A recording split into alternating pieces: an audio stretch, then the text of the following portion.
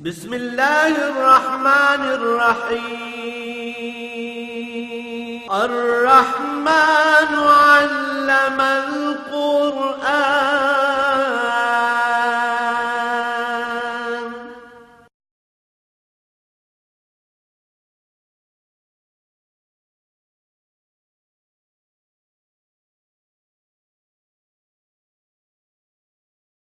الحمد لله رب العالمين،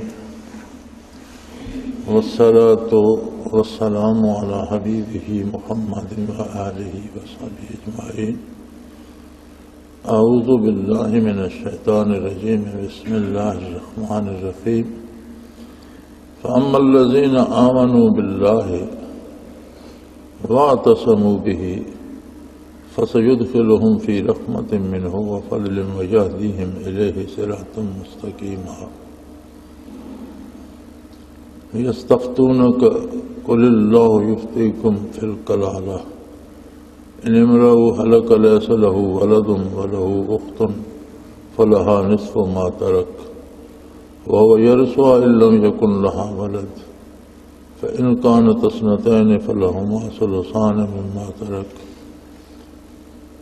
وإن كانوا إخوة رجال ونساء فللذكر مثل حظ الأنثيين يبين الله لكم أن تضلوا والله بكل شيء عليم.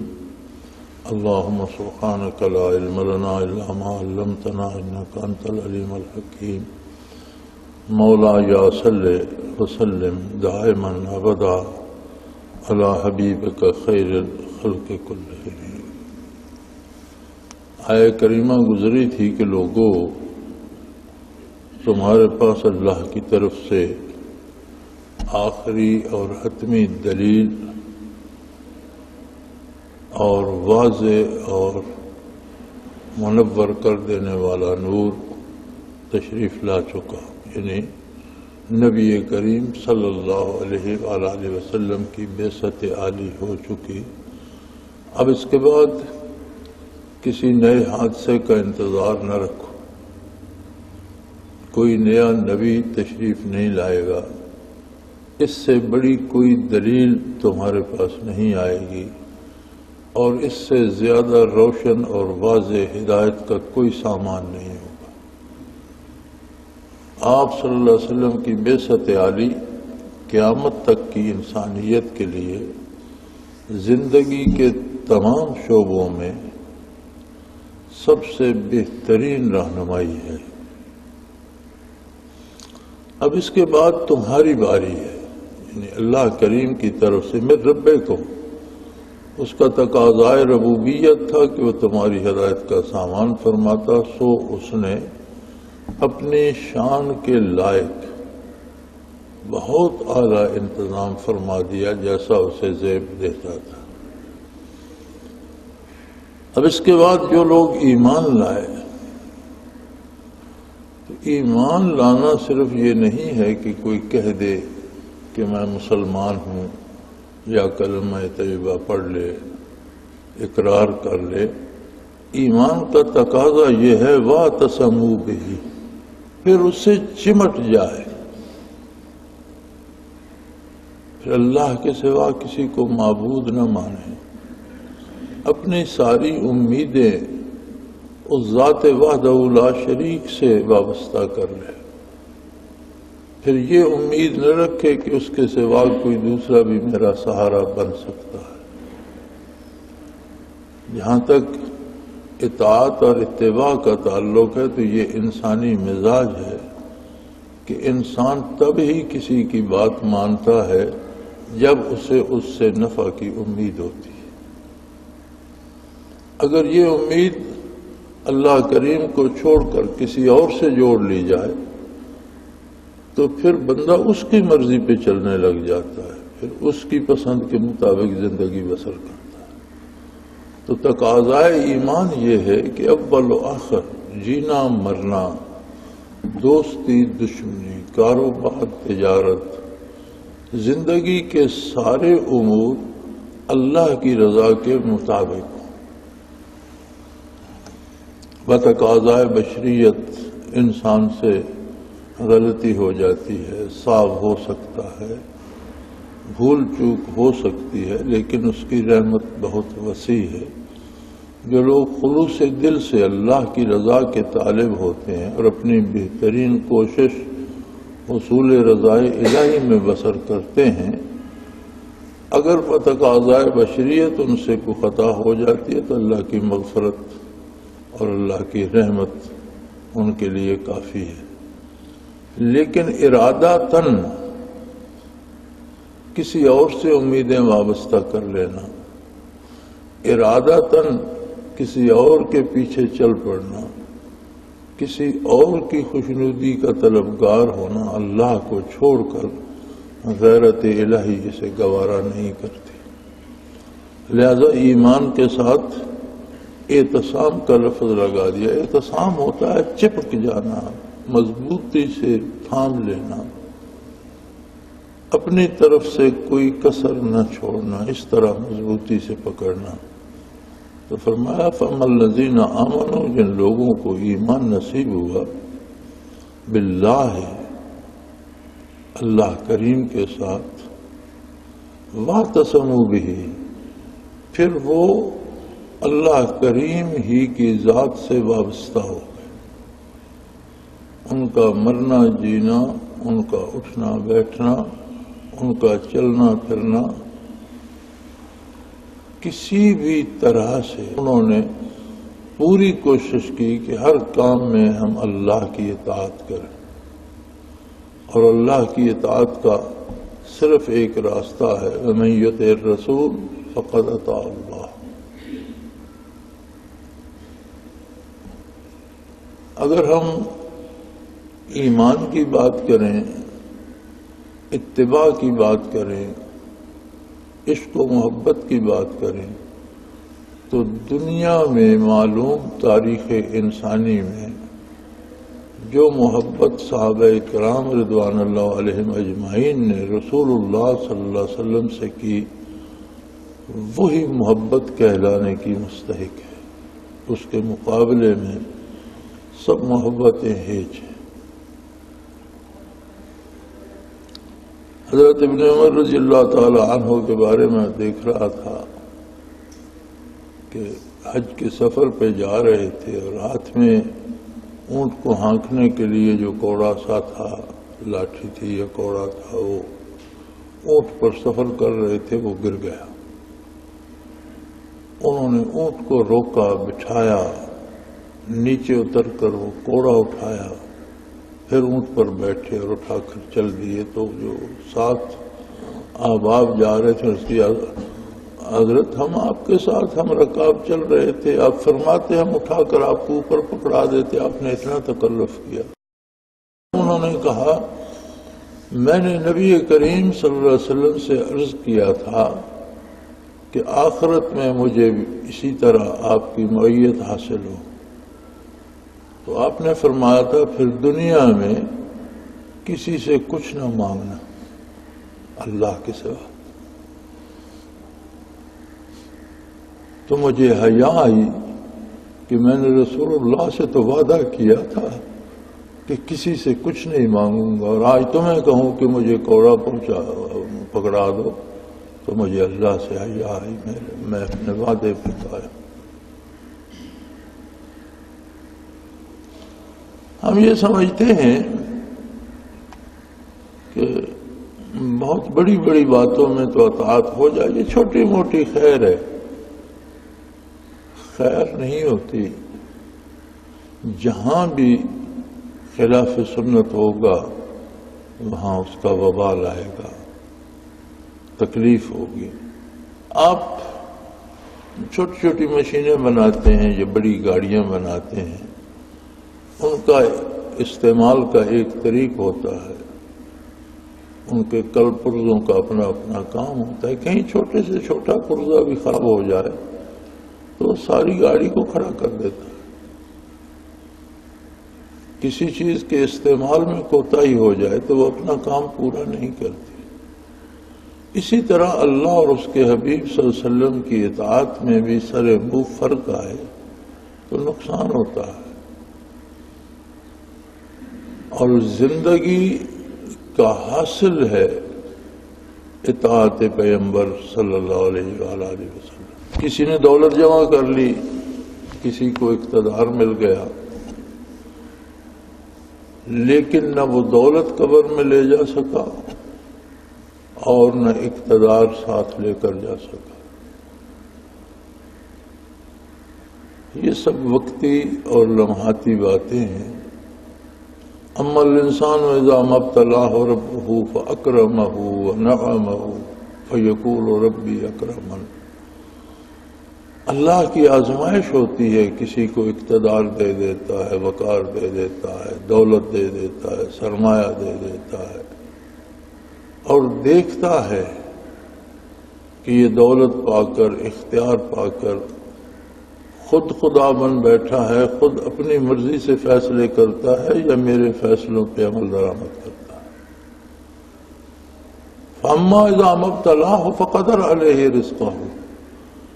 کسی کی آزمائش اس طرح کرتا ہے کہ اس پر روزی تنگ کر دیتا ہے، افلاس بھیج دیتا ہے، بیماریاں بھیج دیتا ہے، امراض بھیج دیتا ہے۔ دیکھتا یہ ہے کہ اس میں بھی وہ سنت کے مطابق اور میری اطاعت کرتے ہوئے وسائل اختیار کرتا ہے، یا میرا دروازہ چھوڑ کر بے قرار ہو کر کسی اور در پہ لپکتا ہے۔ یہ تو اس کی اپنی تقسیم ہے، کسی کی کوئی قابلیت نہیں ہے کہ اس نے دولت حاصل کر لی یا اقتدار حاصل کر لیا، یہ اس کی اپنی تقسیم ہے۔ ہر فرد و بشر کسی نہ کسی آزمائش میں ہے، کوئی کسی انداز سے، کوئی کسی دوسرے انداز سے۔ سو تقاضا ایمان یہ ہے کہ پھر دین کے ساتھ چمٹ جاؤ۔ اعتصام کا مطلب ہے کہ جہاں تک تمہارا بس چلے، اتباع رسالت کا دامن تمہارے ہاتھ سے نہ چھوٹے۔ فَسَيُدْخِلُهُمْ فِي رَحْمَةٍ مِّنْهُ وَفَضْلٍ وَيَهْدِيهِمْ إِلَيْهِ صِرَاطًا مُسْتَقِيمًا۔ جو اتباع پیغمبر سے وابستہ ہو جائیں گے، کلی طور پر، عقلاً بھی، ذہناً بھی اور قلبی طور پر بھی، اور اعمال و کردار کے اعتبار سے بھی، اللہ انہیں اپنی رحمت خاصہ میں داخل فرمائے گا اور بہت بڑی مہربانیاں ان پر فرمائے گا، بہت بڑی فراخیاں انہیں عطا کرے گا، اور انہیں اپنے سیدھے راستے پر چلنے کی توفیق عطا کر دے گا۔ جو بندہ بھی مقبول بارگاہ الہی ہوتا ہے، یہ یاد رکھیں کہ اس کی عملی زندگی اتباع سنت میں ڈھل جاتی ہے۔ یہی وہ نشانی ہے کہ اس کی آخرت بھی کامیاب ہوتی ہے۔ اور اگر کسی کو عملی زندگی میں توفیق عمل نہیں ہے تو یہ کوئی کامیابی کی دلیل نہیں ہے، یہ پرخطر جگہ ہے، یہ عجیب و غریب حال ہے کہ بندہ مطمئن ہے لیکن اس کا انجام صحیح نہیں ہے۔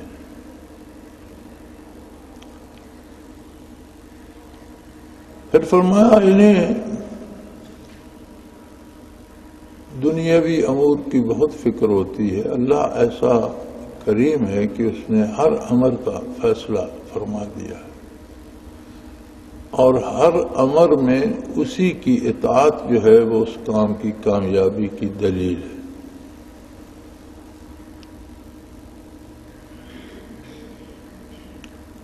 یستفتونک، آپ صلی اللہ علیہ وآلہ وسلم سے فیصلہ چاہتے ہیں، حکم دریافت کرتے ہیں، تو یہ بڑے خوش نصیب لوگ تھے کہ گزارش تو پیش کرتے تھے بارگاہ رسالت میں، جواب آتا تھا ذات باری تعالی کی طرف سے۔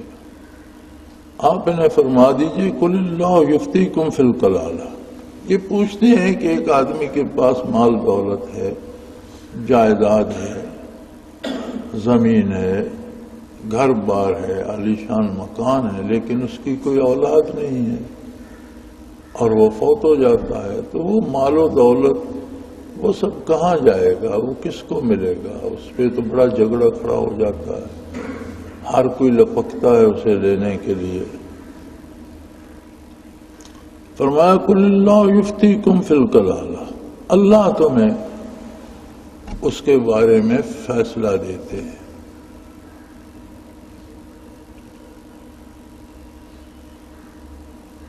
یہ بہت بڑی سعادت تھی اصحاب کبار رضوان اللہ علیہم اجمعین کی کہ انہیں اللہ کی طرف سے جواب نصیب ہو جایا کرتے تھے۔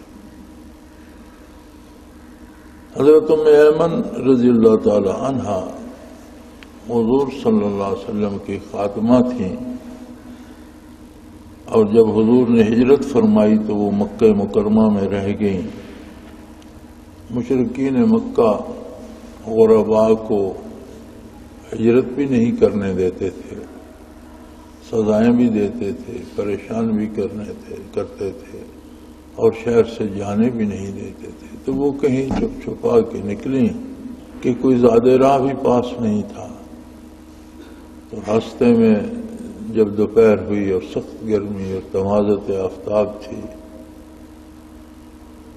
اور دھوپ تھی اور پیاس نے بہت پریشان کیا، اور وہ کثرت سے روزے بھی رکھتی تھیں، تو انہیں پتا تھا راستے میں تو کچھ کھانے کو ملے گا نہیں، تو روزہ ہی رکھ لوں۔ روزہ بھی تھا۔ اسی حالت میں سارا دن چلتی رہی، تو فرماتی ہیں جب افطار کا وقت قریب ہوا تو میرے پاس تو افطار کے لیے بھی کچھ نہیں تھا۔ اب پریشانی یہ تھی کہ کیا کیا جائے۔ فرماتی ہیں مجھے ایک شپ شپ کی آواز آئی جیسے کوئی پرندہ اڑتا ہے، تو میں نے اوپر دیکھا تو ایک ڈول سا آ رہا تھا آسمانوں کی طرف سے، وہ میرے پاس آ کر رک گیا۔ بڑے میٹھے شیریں پانی کا بھرا ہوا تھا، میں نے خوب سیر ہو کر پانی پیا، اور ایسا عجیب پانی تھا کہ اس کی مٹھاس بھی میرے لوں میں پہنچی، ٹھنڈک بھی پہنچی، اور اس نے بھوک کی کمی بھی پوری کر دی۔ اور اس کے بعد فرمایا کرتی تھیں کہ میں روزہ رکھ کے سخت گرمی میں طواف کرنے جاتی تھی، اور دوپہروں کو طواف کرتی تھی کہ کبھی مجھے پیاس لگی، لیکن زندگی میں مجھے پھر پیاس نہیں لگی، کبھی پیاس محسوس نہیں ہوئی۔ نبی کریم صلی اللہ علیہ وسلم ان پہ بڑی شفقت فرمایا کرتے تھے۔ ضعیف ہو گئی تھیں تو حضور ان کے گھر پہ جلوہ افروز ہوتے اور ان کا حال پوچھتے۔ وصال نبوی کے بعد سیدنا فاروق اعظم حاضر تھے، سیدنا ابو بکر صدیق رضی اللہ عنہ کا عہد خلافت تھا، تو انہوں نے فرمایا عمر، نبی کریم صلی اللہ علیہ وسلم ام ایمن کا حال پوچھنے جاتے تھے، آؤ آج اس سنت پہ بھی عمل ہو جائے، چلیں ام ایمن کا حال پوچھا ہے۔ تو دونوں حضرات ان کے گھر پہ تشریف لے گئے۔ بہت ضعیف تھیں، بیٹھی تھیں، سلام دعا ہوئی، جب آپ بیٹھے تو وہ بڑے درد سے روئی۔ تو سیدنا ابو بکر صدیق رضی اللہ عنہ نے فرمایا کہ ام ایمن، حضور صلی اللہ علیہ وسلم کو ہم سے دور تشریف تو نہیں لے گئے کہ آپ اتنا رو رہی ہو؟ انہوں نے فرمایا میں اس بات پر نہیں رو رہی، میں تو اس بات پر رو رہی ہوں کہ ہم سوال کرتے تھے، جواب حضور الہی سے آتا تھا، اب حضور کے پردہ فرمانے کے بعد وہی منقطع ہو گئی، اب کوئی ایسا شخص دنیا پہ نہیں رہا جسے جواب اللہ کی بارگاہ سے ملے گا، میں تو اس نعمت کے ختم ہو جانے پر رو رہی ہوں۔ تو فرماتے ہیں کہ دونوں حضرات اس کے ساتھ رونے میں شامل ہو گئے، ابو بکر صدیق رضی اللہ عنہ کے روئے، فاروق اعظم کے روئے۔ کیسے عجیب لوگ تھے کہ سوال کرتے تھے بارگاہ رسالت میں، جواب بارگاہ الوہیت سے آتا. یہاں بھی انہوں نے سوال کیا تو اللہ کریم نے فرمایا یہ پوچھنا چاہتے ہیں کہ دنیا میں تو سارا دولت ہی سب کچھ نظر آتی ہے، اب ایک بندے کی اولاد ہی کوئی نہیں اور وہ دنیا سے چلا گیا، دولت مند بھی تھا، مالدار بھی تھا، تو اب اس کے مال و دولت کا کیا ہوگا؟ فرمایا قل اللہ یفتیکم فی الکلالہ، ایسے بندے کے بارے جو بے اولاد مر جائے اللہ کریم تمہیں فیصلہ سناتے ہیں. کوئی ایسا شخص فوت ہو جائے جس کے اولاد نہ ہو اور اس کو کوئی بہن زندہ ہو تو اس کے ترکے کا آدھا مال اس کی بہن کا ہوگا اور باقی آدھا دوسرے ورثاء کا.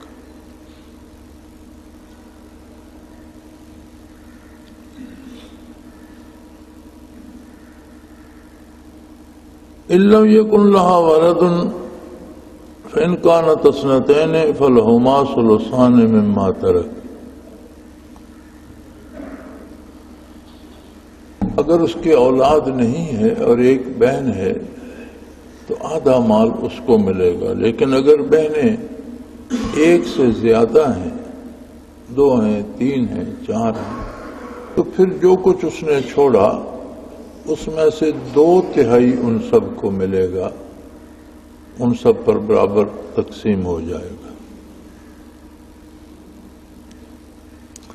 اور اگر اس کے بھائی بھی ہیں، صرف بہنیں نہیں ہیں، بھائی بھی ہیں، مرد ہیں اور خواتین بھی ہیں، بہنیں بھی ہیں، تو پھر اس طرح سے مال تقسیم ہوگا کہ مرد کو 2 گنا ملے گا خاتون کی نسبت، بھائیوں اور بہنوں پہ تقسیم ہو جائے گا.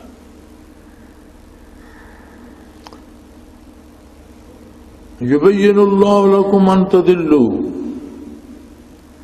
اللہ کریم تمہارے لیے ہر بات کو واضح فرما دیتے، اور یاد رکھنا، خبردار رہنا، اس کے بعد گمراہ نہ ہو جانا.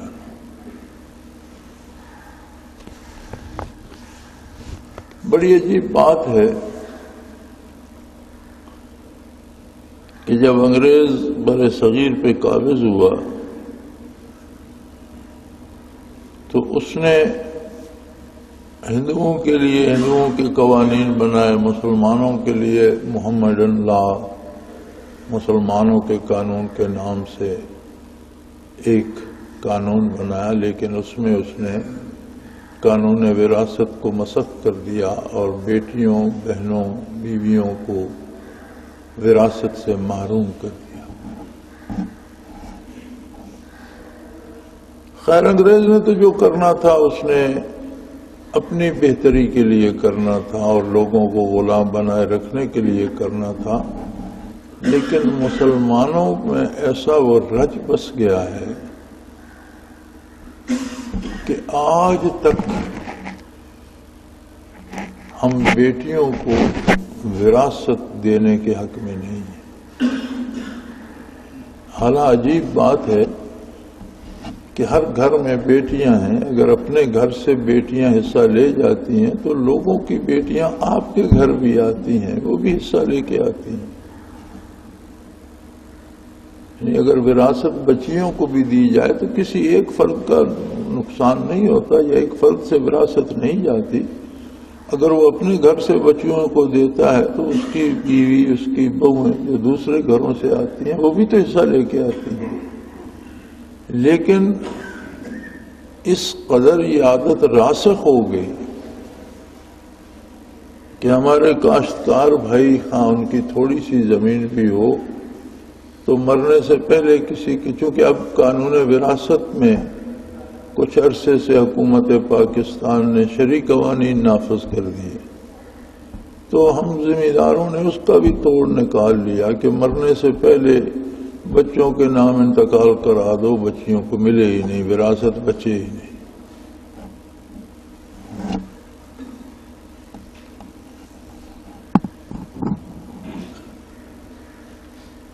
جو چیز تمہارے پاس نہیں رہی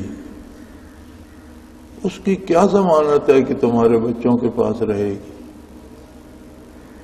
کیوں اپنی عاقبت خراب کرتے؟ کیوں شریعت کا اتباع نہیں کرتے؟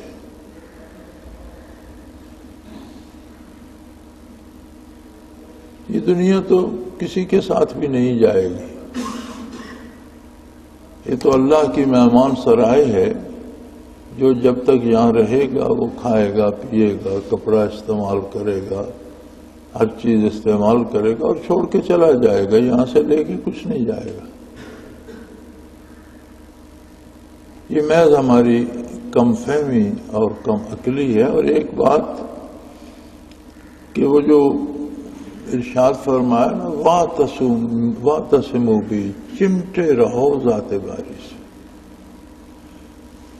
اس کا مطلب ہے کہ اپنی امیدیں اللہ کریم سے وابستہ رکھو۔ تو جب وہاں سے امیدیں ٹوٹتی ہیں تو پھر ہم سمجھتے ہیں کہ میں اپنی امید جائیداد سے وابستہ کر لوں، دولت سے وابستہ کر لوں، پیسے سے وابستہ کر لوں۔ یہ سب کچھ اللہ کی امانت ہے ہمارے پاس، گاڑیاں بھی ہیں، مکان بھی ہیں، گھر بھی ہیں، جائیدادیں بھی ہیں، لیکن ایک وقت تک کے لیے ہیں، جب دم نکل جائے گا تو ان پر ہمارا کوئی حق نہیں رہے گا۔ یہی گاڑیاں دوسرے لوگ استعمال کریں گے، انہی مکانوں میں کوئی اور بسے گا، انہی زمینوں پہ کوئی اور قابض ہوگا۔ کیا جب سے زمین بنی ہے ہم ہی اس پہ قابض چلے آ رہے ہیں؟ ہم سے پہلے پتہ نہیں کس کے پاس تھی، اس سے پہلے پتہ نہیں کس کے پاس تھی، ہم تو جانتے بھی نہیں ان لوگوں۔ اسی طرح لوگ ہمیں بھی بھول جائیں گے اور یہ سلسلہ چلتا رہے گا۔ بات ایمان و یقین کی ہے، عظمت الہی پہ کتنا یقین و اعتماد ہے اور بندہ کتنی اطاعت کرتا ہے۔ ایسی عجیب بات ہے کہ ایک بندہ سمجھتا ہے کہ میں مر رہا ہوں، میرے تھوڑے دن رہ گئے ہیں، پھر وہ یہ کوشش کیوں کرتا ہے کہ یہ اس کے نام کرا دو، یہ اس کے نام کرا دو۔ جس نے تم نے بنائی، محنت کی، خریدی، ہل چلائے، اسے بنایا، سنوارا، تمہارے پاس نہیں رہی، پچھلوں کے پاس کب رہے گی؟ کیوں نہ اسے شریعت کے مطابق تقسیم کرو؟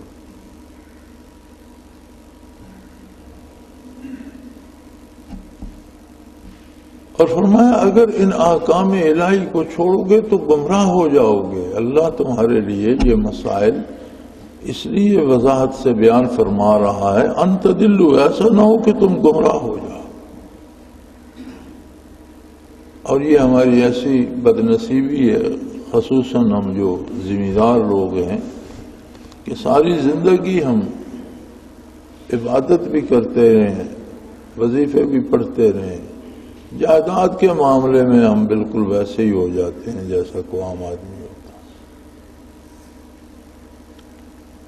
اور فرمایا یہ یاد رکھو، واللہ بکل شیء علیم، تم کسی ہیلے حوالے سے بیٹیوں کو، بہنوں کو معروم تو کر دو گے، لیکن وہ محض دنیاوی ہیلا ہوگا، بارگاہ الہی میں اللہ سے وہ بات چھپ نہیں سکے گی۔ وہ تمہارا جرم اس کے سامنے ہوگا، وہ ہر شے کو جانتا ہے، تمہارے ہر ارادے سے واقف ہے، تمہاری ہر سوچ اور ہر فکر سے واقف ہے۔ تو جب یہ دنیا چھوڑ ہی کر جانا ہے تو پھر اسے جس نے دی ہے اس کا مال ہے، تمہارے پاس امانت تھی، اب اس کو اس کے حکم کے مطابق تقسیم ہونے دو۔ لیکن یہ بڑی عجیب بات ہے کہ زندگی بھر کے مجاہدے بھی ہمیں ان چیزوں پہ لے کر نہیں آتے۔ شاید ہم عادتاً نمازیں پڑھتے رہتے ہیں، ایک عادت بنا لیتے ہیں، شاید ہم رسماً روزے رکھتے رہتے ہیں کہ لوگ کیا کہیں گے، اس نے روزہ بھی نہیں رکھا، ورنہ عبادت کا حاصل ہی یہ ہے کہ اللہ کی اطاعت کی توفیق ارزاں ہو اور زندگی اتباع سنت کے مطابق ہو جائے۔ ہمارے ہاں ایک عجیب تصور علماء نے پتہ نہیں کہاں سے یہ داخل کر دیا کہ عبادت تو اللہ کی عبادت تو اتھاری مزدوری ہے اور مرنے کے بعد اس کا اجر ملے گا۔ یہ بڑی عجیب سی بات ہے کہ مرنے کے بعد ثواب ملے گا۔ ثواب ہے کیا جو زندگی میں نہیں ملتا مرنے کے بعد ملے گا؟ کیا ثواب کوئی ٹھوس ہے یا مایا ہے یا گیس ہے یا مادہ ہے یا کوئی چیز ہے؟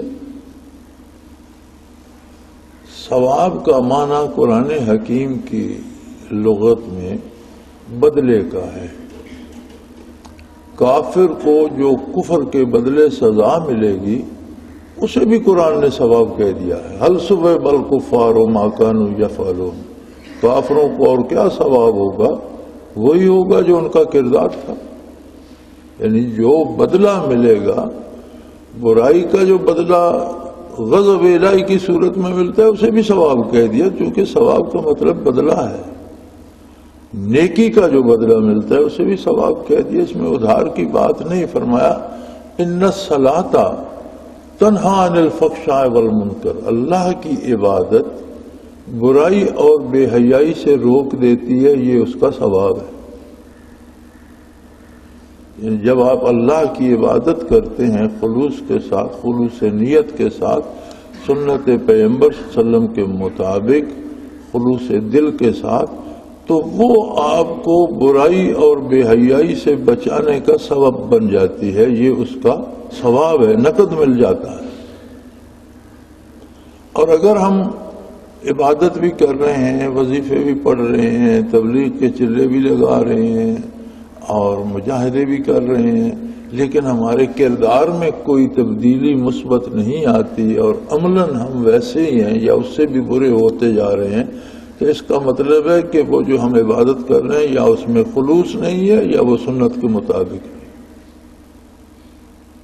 جس عبادت پہ اجر نہیں ملتا اس میں دو ہی نقص ہو سکتے ہیں، یا تو کرنے میں ہی خلوص نہیں ہے، اور خلوص سے بھی کرے اور خلاف سنت کرے تو بھی کوئی اجر نہیں ملے گا، وہ عبادت نہیں ہوگی، وہ جرم بن جائے گا، سنت کی مخالفت بن جائے گا۔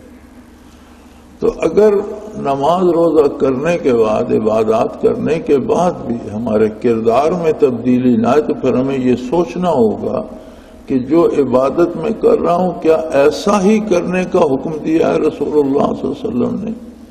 یہی طریقے سنت ہے، یا پھر میں خلوص سے کر رہا ہوں، اللہ کی رضا کے لیے کر رہا ہوں، یا میں لوگوں کو دکھانے کے لیے کر رہا ہوں؟ چھوٹی چھوٹی باتیں جو ہے نا وہ ہمارے اس اندرونی خلوص کی خبر دیتی رہتی۔ میں نے کئی بار لوگوں کو دیکھا ہے کہ اپنی نماز پڑھتے ہیں تو بڑی آرام سے ہلکی پھلکی پڑھ لیتے ہیں، اب اسی بندے کو کہا جائے کہ نماز پڑھا دو تو وہ 5 7 11 تسبیحات رکوع سجود میں کہے گا۔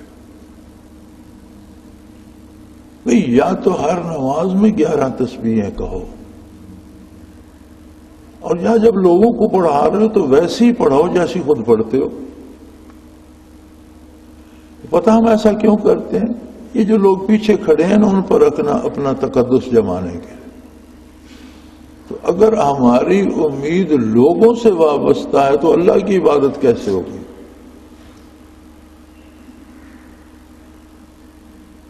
یہ چھوٹی چھوٹی چیزیں، چھوٹی چھوٹی باتیں جو ہیں نا وہ ہمارے خلوص، ہمارے ارادوں اور ہمارے کردار کی خبر دیتی ہیں۔ اور ایک عجیب ہمارے ہاں محاورہ، خیر ہے جی چھوٹے چھوٹا تو ہو ہی جاتا ہے میاں، چھوٹا چھوٹا جس سے پورا نہیں ہو سکتا اس سے بڑے کی امید رکھنا کہاں کی دانشمندی ہے۔ یعنی آپ اس کو لیتے ہیں کہ جی کوئی بڑا گناہ تو اس نے نہیں کیا، یہ چھوٹا ہے، تو میرے بھائی جو چھوٹے گناہ سے نہیں بچ سکتا اس سے یہ امید رکھی جائے کہ یہ کسی بہت بڑے گناہ سے بچ جائے گا، یہ کیسے ممکن ہے؟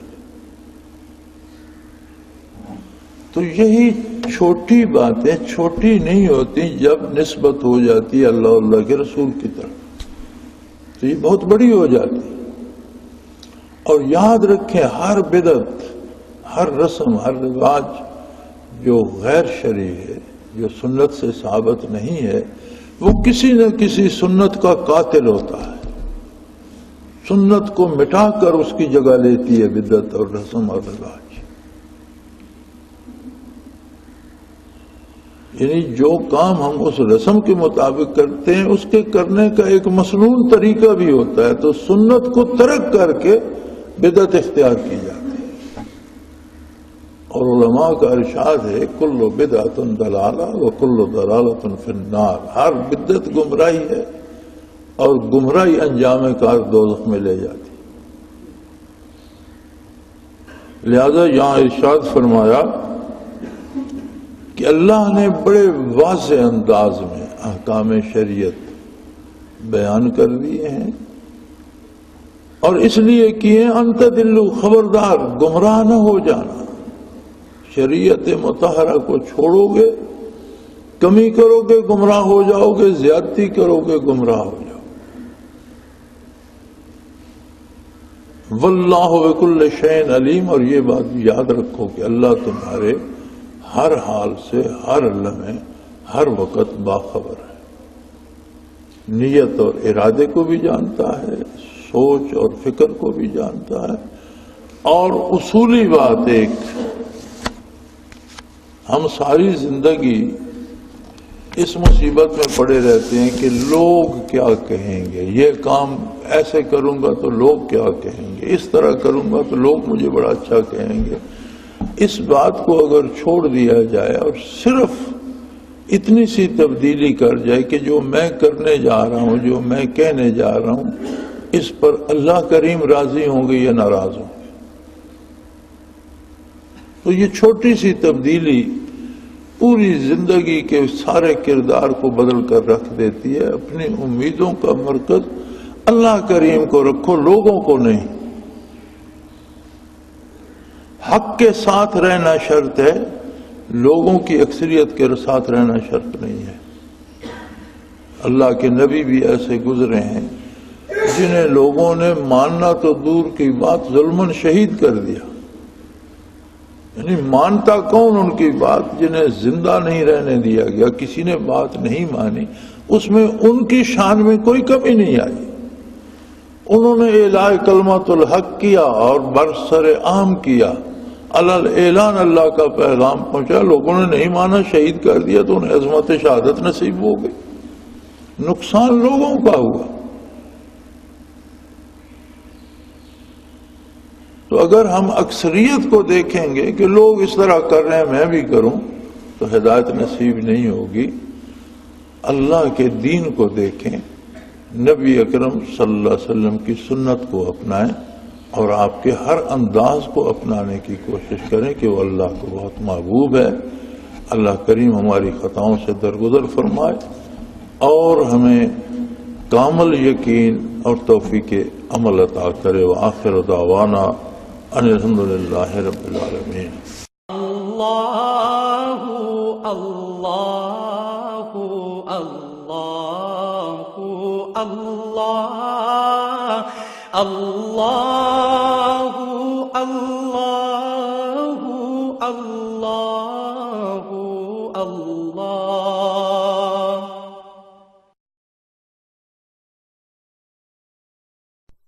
حضرت امیر محمد اکرم آوان مد ذلہ العالی دارالعرفان منارہ ضلع چکوال میں سالہ سال سے قرآن و حدیث کے اوپر خطابات کر رہے ہیں اور سلسلہ نقشبندیہ اویسیہ کے مطابق لوگوں کو ذکر الہی کی تربیت دے رہے ہیں۔